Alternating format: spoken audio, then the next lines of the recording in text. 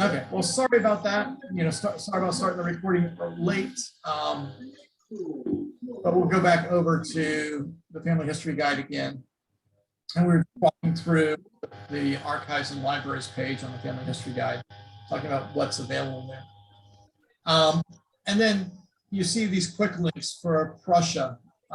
So these are quick links for the Municipal Archive 1574 to 1912. And if I click on those quick links, it goes right to that page on Family Search that I can then search the collection and see if I have any records in this location. Some of these search pages up here, the Archives Portal Europe is a really useful website. So it doesn't matter. Miles, excuse me. Could you mute everybody? There's an awful lot of noise in the background. Yeah, I just muted the one that was on. Thanks. The Archive Portal of Europe is a portal that goes out to over 7,000 institutions within Europe and outside of Europe that have European collections.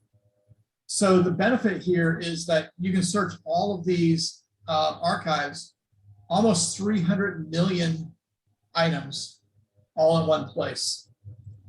So for example, my wife's family comes from Ellendingen. So I can just start typing in and then it'll give me these lists. I'm going to hit search. And now I'm in the portal's search results. Okay. Now I can select some different things in here and narrow my search down. I can say I only will look in the German archives. I can look in the French archives or the Swiss archives that reference that location. Or I have all of these other archives within Germany that I can look at and select them. I can also go in and I just want to search the digital objects. I don't want to search the ones that aren't digitized. So you see here, if they have this little red mark on them, they're digitized. And then I can go over to the side and I can see information about it. And I can go to that website. Okay, so I'm going to go in and I just want the digital objects. And now I'm down to from 580 items to about 27 items. And I can make it, so I can see all the items on the page at one time. And you can see the information that's here. So, if I go on to this one, I can go in and say, I want to view this original item. And let's see what we get when it comes up. Okay, so that one's broken. Of course it is. I'll go to the ones that I know work. So here we have the Protestant Church, Evangelisch, the churches 1810 to 1870. And if I click over here, it'll tell me this is the church book for 1824 to 1841. So maybe I'm looking for somebody in the Protestant church records for a certain year. So I'm going to look over here. This is 1824. Let's see, I got to go down. Are they all going to be the same? 1851. 1785. Okay, this is the one I want. So this one here, you see 1785 to 1823. Well, I'm looking for somebody from the 1809 record. So I'm going to go in, I'm going to view the original. And, oh, really?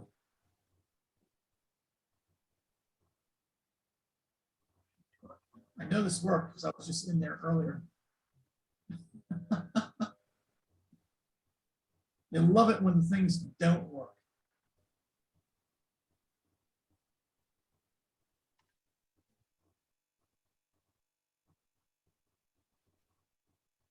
Okay.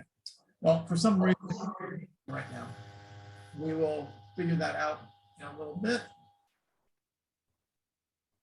So I'm going to go back over. But these should link out and go right to the web page. And you can go down and you can see the different types types of records that are available, okay, for that region. So I'm going to close out of that. We're going to go back in. And then there's, the Family Search Archives, and then there's some German books that are available to research. And then it goes down and talks about address books and how to use address books. Basically these are the phone books before the phone books existed. And so you have a couple of videos here on how to use the address books, and then how to find your records in there and so on.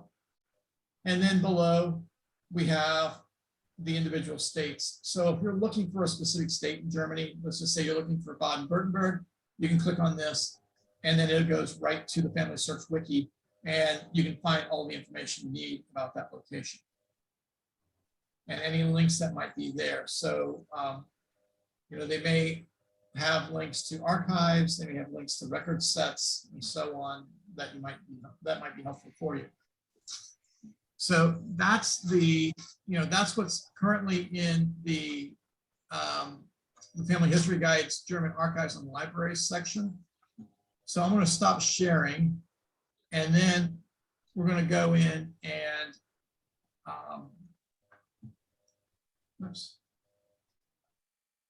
I'm going to share a PowerPoint. So we're going to talk a little bit more in depth about the archives. And can everybody see the PowerPoint presentation? I'm assuming that's a yes. So this is a presentation that I've been putting together for Roots Tech, but we're going to use it here today to talk about the archives that you might find in Germany. And why do you want to search these archives? Well, first of all, the archives contain the wealth of information. They've got the civil records, the church records, population registers, and a lot of other types of records that might be helpful in your research. And many of these records are going online. Not all of them, but a large number of them are going online now. And so they're an important resource for researching our German ancestry from home. So we don't have to travel there to Germany. And, at least part of their collections are online, and it costs a lot less to research. Even a 1-year subscription to Ancestry World Edition is cheaper than going to Germany for a couple of days. So, but you have to remember those that not all records are available online, and each archive will have a different set of records that they may have focused in on and put online. So you won't always find the same types of records in each of the archives. The major hint that I always give is that the sites are written in German, so you have to translate them into English. Now you can use the German website, as it is, and learn your German that way, or you can click on the English version of it and see the website in English, which makes it a whole lot easier.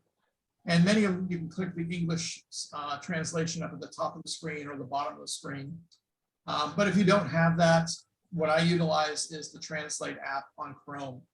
And I've got it set to always translate German to English. So every time I load up a page, it automatically does that. I don't have to worry about clicking on the app to do that.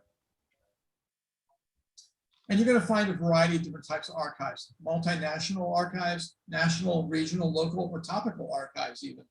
And the topical archives can be things like church archives or economic or political archives, or a variety of different types of very select types of archives that may or may not have information that's valuable to your research. So how do you find the archives? Well, the Family Search Wiki has a Germany Archives and Libraries page, and that has a link to many of the archives there. The Archives Portal of Europe, which is one I just demonstrated, not successfully, but we tried. Also links you out to the other archives. And then Archive Portal D. And I'll talk about Archive Portal D here in just a minute. So when you look at the Archives Portal for Europe, this provides a search for nearly 300 million items, over 7,000 archives. Okay, and it only searches archives that are related to European items. So if you look over in the United States, you don't see any pins. You see one little pin in the Caribbean because there's some sort of European collection there. And then you look over in Europe and you see these large areas where we have lots and lots of archives. Archive Portal is a website that was established in 2014. It used to have a really great website part of it where you could search all of the archives in the world. That page is no longer there. But it currently links to about 2,400 archives with information, catalog information for over 130 of those archives. And it has about 13.3 million items cataloged within that page or within those archives, and over 900,000 digital objects. So different records, over 900,000 different types of records or objects. And this focuses on the German records. So it's specific for the records for Germany. When you go to the Archive Portal D, this is the way it looks. You see a map of Germany, and so you can select by state and either pull down menu or click on the location on the map.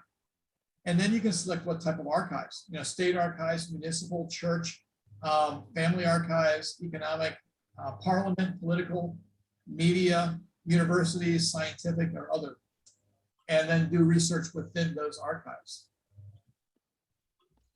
And as I mentioned earlier, if you want to learn how to use some of these, how to generally use the archives, you can check out the Family History Guide's Archives and Libraries page. So let's take a closer look at the German archives. As I mentioned, there are several major types of archives that have genealogical collections. The state archives will have genealogical collections. The National Archives will not. Okay. The German Center for Genealogy has an archive.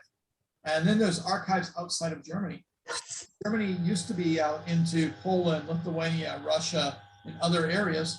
Well, those archives in those areas do have collections of German records. And then there are civil registration or town archives. There are church and parish archives. And then there are historical and genealogical societies which have their own archives. And some of those are online.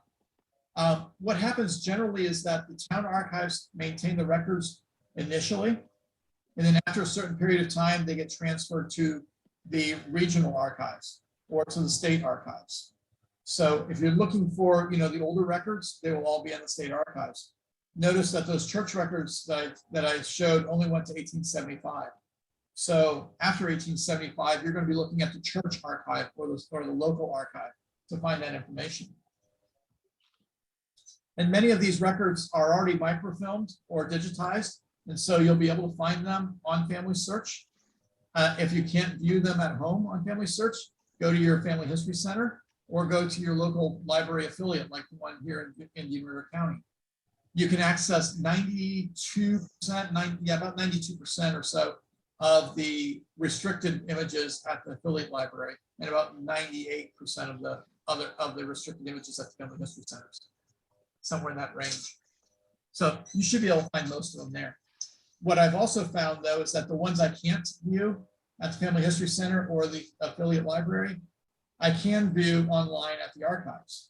So keep track of which ones you can't view, and then try the Family History Center and the affiliate library systems, or go to the archives websites and see if you can find them there.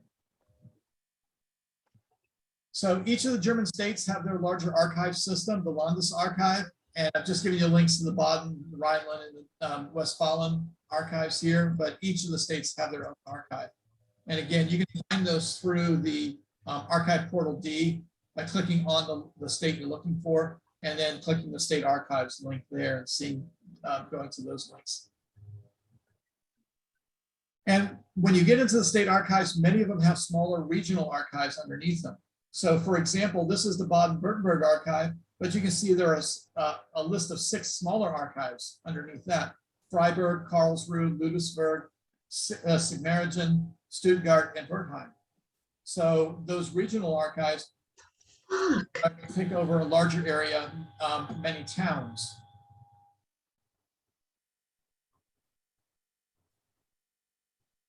And then you have the archive of Germany. So, maybe your family lived in parts of Germany that are now other countries. Maybe they lived in Poland when it was Prussia.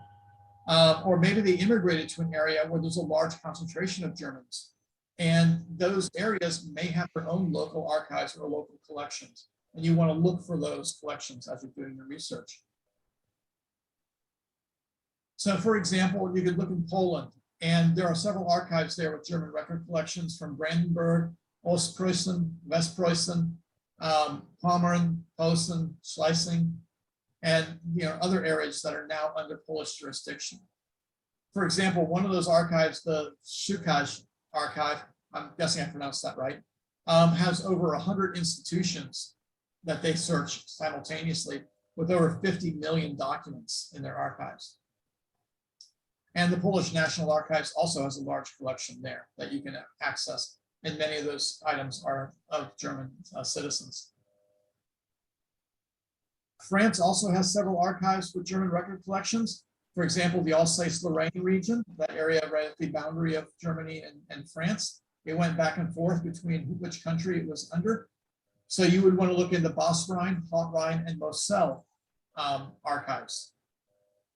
So the Moselle is the northern one, Haut-Rhine is the middle, and Bas-Rhine is the southern one. Bas-Rhine is the area of Stuttgart, just in case you're looking. And then Denmark also has German records in their collections. Those are from areas such as Schleswig-Holstein, Oldenburg, Lübeck, or are parts of Hamburg that were once parts of. And so you might be able to find records there if your family lived in one of those areas.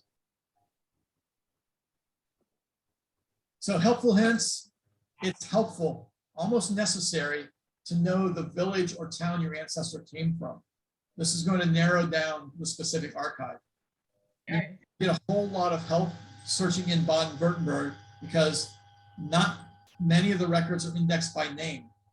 There's some letters that are indexed by name. There's some court records that might be indexed by name, but the larger collections, the population registers or the church records that might be there are not indexed by name. They're indexed by location. So if you don't know the town that they came from, you'll have a major problem finding the records associated with those individuals. So talk about narrowing down your search. My wife's family lived in Ellmendingen, Forsheim, Karlsruhe, Baden. Okay, that's where they lived. And you can start by searching the Ellmendingen collections in the Baden archives. So I went to the Baden-Württemberg archives and put Ellmendingen in the search. And then it gave me a bunch of results. So if you look over here on the right, you see there are 4 search results from the Freiburg State Archives. There are 782 from the Karlsruhe archives.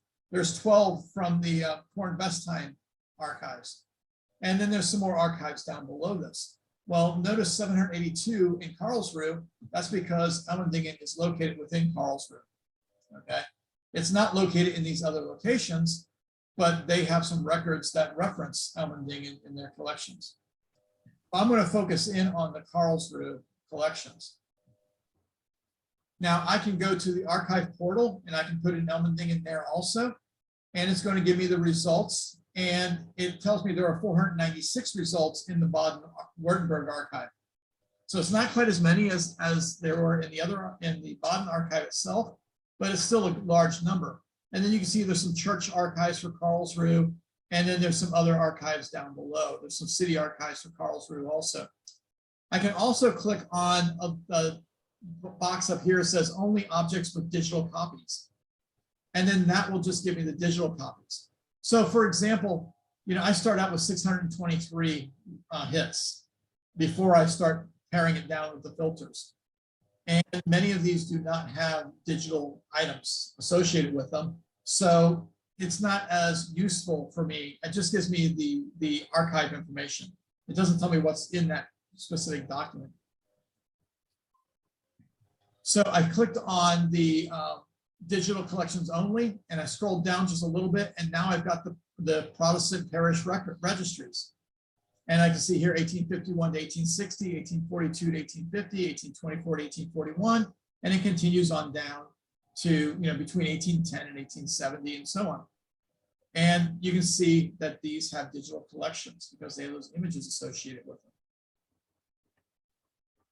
I can also do the same thing over on the archives portal. I can go in and click on Elmendingen and then so starts going down to the digital copies. And there's only 13 record sets here that have digital copies. And you can see the Protestant community registers. So then I'm able to click on those links and view the records.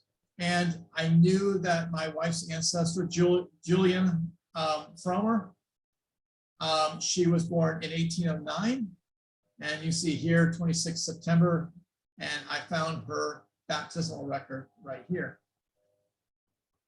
So again, these are not indexed by name. You'll have to know when their birth date is and what the location was in order to find these types of records. But these archives also have a lot of other types of records, such as land ownership maps. You can find the map for Elmendingen and you can see all the landowners around the town of Elmendingen. We have the war graves lists. So you can find the war graves and information about people who died during World War I. You can find various photographs in these collections. And many times these photographs are identified by the individuals within them or the event that they're associated with. And then you find some interesting ones like this one here. This one says Dieter Schulteis of Elmendingen and Ermentrude, so his wife Ermentrude, sold his wife for 60-pound hellier to the Herrenalb Monastery, the fourth part of the large and small ties in Elmendingen, which they had previously owned by one Malta Spets a year as an interest loan, but in such a way that Ermentrude and her son Dieter, the little 10, I'm guessing that means 10-year-old, should remain for her lifetime, but should be given to the monastery after her death. Now, I'm assuming that the translation that the website provided was correct. This appears to be he owed money to the church. He had a debt to the church, to the monastery. And so in order to settle his debt, he gave them his wife and his 10-year-old son. Peter. You never know what you're going to find in these records. Now, maybe, maybe you're researching Dieter Schultes and you couldn't find him in any more records. You wonder what happened to him. Well, here he is,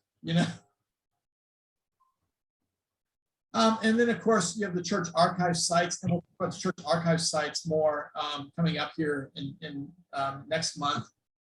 But of course, there's Matricula for the Catholic records and Archeon for the Protestant records.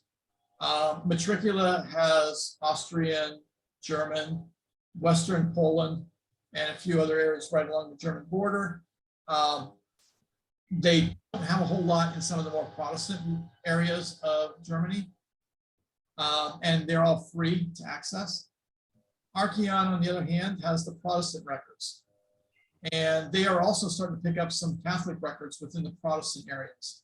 So you might be able to find Catholic records in the more Protestant areas of Germany, but Archeon is a pay site. So you want to know what you're looking for because you can do a subscription for a week or a couple days or a certain number of hours to do your research. So any questions? I'm going to stop sharing. I'm going to go back over to the page. And you guys have any questions over what I've presented on the archives? And I will be since I did record this, I will be loading it up. It'll be on, I'll send everybody a YouTube link for this one. I think I've sent everybody YouTube links for the previous ones. If I haven't, I can do that. A lot to swallow there. Yeah. What about the, I'm interested in West Prussia. Mm-hmm. Would that, what area would that be?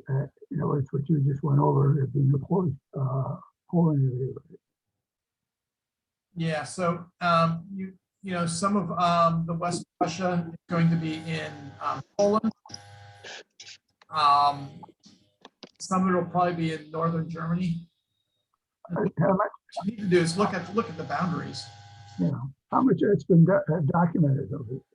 I mean, I haven't Much- gotten results on searching this area, and that's why I'm wondering if you added more data into the system. for that Yeah. area. I don't know how much has been, digitized. I'm going back. I'm just going to pull the website here and do a quick search once. See if I can find anything. Yeah. So, once you figure out which location it probably fits in, based on the present location of the town. So, Would you want the Polish or the German name for the province or town? yeah, if you have the German name for the town, we could probably find it in where it's located. It'd be Marienborn. How do you spell that? Maybe you type it in the chat. I can. Let me type in. Yeah, type it in the chat if you can. Let me see if I can see my keyboard.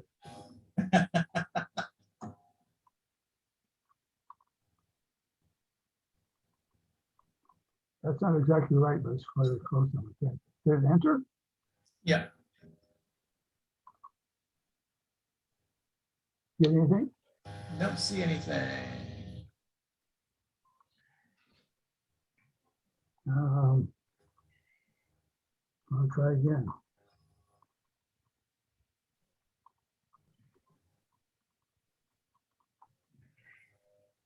Is it going to everyone? No, I don't see it. You need to press the enter key after you put it in chat. Oh, well, there we go. Let's skip that. Okay. Get out of this situation.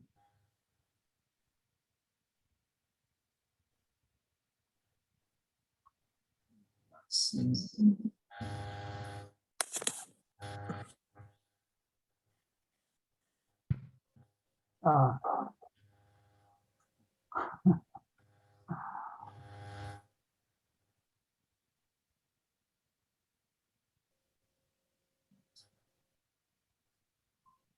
Yeah. Well, how is it?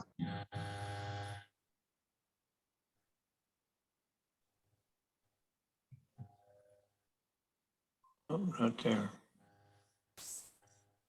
looks like I got lost or someplace, so I don't know if you hear me or not, but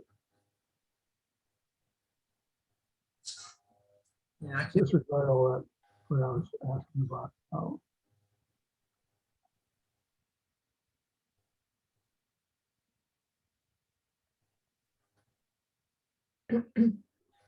No, I'm listening. Not seeing coming up in the chat there. Miles, I have a question. Yeah, Lockwood. I like to search, I go to family search, and I assume the German information on family search has been copied from these archives Right. in Germany. But are there any guidelines as to what things have not been copied, where it would pay me to go to the archives, and which things have been copied so I don't have to go to the archives? Yeah. So I'll share this again. Let's see the screen here. So when you go to family search, and when you're in the family history guide, if you go to the partners and sites for any country, you can click right there on the family search link, and it will pull up and tell you all of the collections that have been done. Now, let's just say you want to look at the Bavarian Catholic Church records from 1850 to 1875. I can click on that set of records, and it's going to tell me that there are, once it loads up here,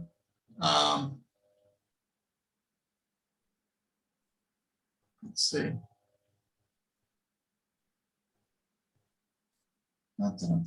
Usually, it'll tell me how many names are in here. At least you know that record is there. If I go down a little further on this list, oh, there we go. Okay, so yeah, it tells me there are 1,051,136 records within that data set. Now, we don't know if that's all of them, 50% of them, or what percentage that might be, but we know that there's at least 1 million image records within that data set that's available to see. If you go down to some of these down a little bit lower, like these city directory for this town, if I click on that, there's only 8,600 records there, but I can browse through that collection and see page by page.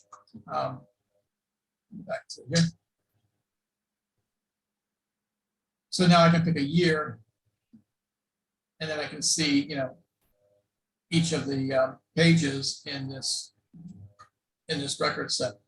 So you can go in and look at the country information on Family Search to see what records have been done and are available in Family Search. The other way of doing it is if you search the catalog, and if I go in here to a place, I'm just going to go Elmendingen, and I want to click on it, and it says there's one result for this the church records, and then a genealogy book. So if I want to look at these church records, I can do that. And I see that there's a few of them here that have the images, but all of them are searchable. So I can do a search, for the records in each of these, but I may not be able to see each record. Well, we know historically that there were hundreds of thousands of volunteers from the LDS Church that went to these sites to collect the information. And I would assume that they were able to do better in some places than in others. Yeah, so currently there are 300 teams around the world that are gathering new information and digitizing it and loading it up. But part of it, there's a couple things associated with whether or not you can see it on Family Search. One of them is the contract from the record holder. So maybe they went to this community, and this community said, you can digitize all of these items, but you give us the hard drive, you don't have access to the hard drive. So the Family Search, they'll digitize the collection, give it to the owner, and Family Search doesn't have a copy of that, available. Now they can do an index from that record, and maybe that's why the index is available, but the image isn't. Or they may say, we're going to allow you to have this, but you can only show it in a family history center, or you can only have three people looking at this document or this record set at one time. And so there are restrictions that you'll see associated with those. You don't know what those restrictions are. You'll get in there and say, well, why don't I see an image of it? Why do I have to go to the Family History Center? Just because of those contracts. But again, there are records beyond what's here that might have been digitized but are not available for Family Search to actually publicize. So there may be records available online that were not available to the LDS people. Yeah, I've been able to go into the archives, and some of the archives, websites have the documents, and they will keep those documents digitized and upload them to their websites, and not upload them to, not have Family Search upload them. And then there must have been places where the LDS was able to digitize the records, but the original archive has not digitized them yet. Well, they would have the digital records if Family Search did it, because Family Search would usually supply them the digitized copies. So if that archive is where they got the records from, they would have a digital copy. But there may be, for example, there may be a church book and then a duplicate church book. The church book might be held in the church, and the duplicate church book might be held in the archive. Well, if the family search digitizing teams went to the church, then the church would have a copy of the digital record, but the archive wouldn't, because they didn't go to the archive to scan the duplicate book. Or they may have gone to the archive to get the duplicate book, and the church won't have a digital copy of the original. So yeah, that does happen. Thank you.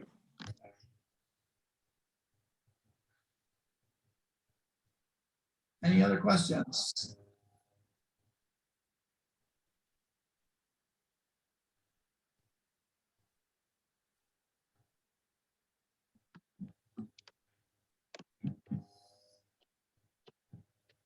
I know there's a good number of links that are on there. Some of those links are also on the family history guide, and some of those links are in the family search wiki.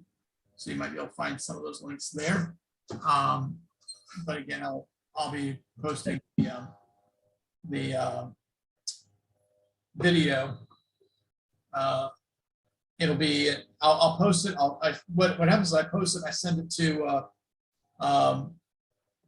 Michael Go Down, and then he will post it on the IRGS website. So it should be up there by tomorrow or Saturday. Miles, one more question. Yeah, Michael. When is the LDS Center in Vero Beach open for people to come in person? I can guarantee you it's going to be open Wednesdays from 6 until 8 in the evening. It's supposed to be open on Mondays, and it's supposed to be open on Thursdays from 10 until 2. The Monday volunteer has been in the hospital and not been able to open the Family History Center. And the Thursday volunteer, today's volunteer, their car broke down and they weren't able to make it to the Family History Center. So it wasn't open today. But I can guarantee you Thursdays between 6 and 8, because that's when I'm there. So 6 to 8, Wednesdays and Thursdays, there'll be Yeah. somebody there to help me. 6 to 8 Wednesdays. Wednesday only. Yeah, Monday and Thursday, it's supposed to be open between 10 and 2. Oh, 10 and 2. Yeah. Okay, thank you. Usually the Thursday is open. Like I said, this week though, they had a car problem and weren't able to be there. But there's 3 people working in the Family History Center on Thursdays. Usually only one of them has the key. That's the person who had the problem with the car. So they didn't open it. That's my question too. Okay, great. Yeah. For some reason, I only have 2 keys now. I don't have a clue what happened to all the keys to the Family History Center.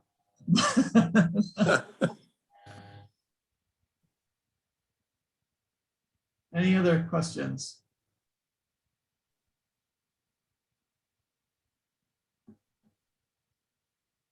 Okay, I'm going to stop